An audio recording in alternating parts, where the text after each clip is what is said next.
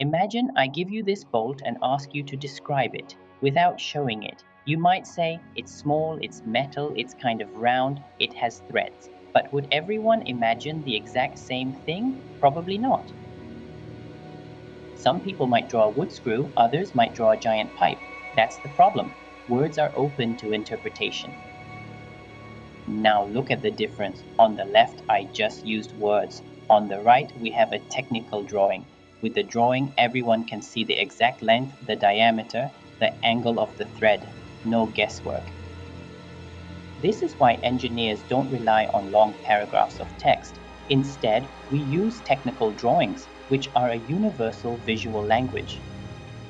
Think of it like cooking. A recipe might say, add a pinch of salt, but how much is a pinch? When you see a photo of the dish, you instantly know what it should look like. Technical drawings are that photo, but with rules and dimensions added. The beauty is that technical drawings remove ambiguity. Whether an engineer is in Japan, Germany, or here in Malaysia, they'll read the same drawing and understand the same details. So why can't we just describe a machine with words? Because words leave room for misunderstanding. Technical drawings eliminate that gap, giving us precision and clarity.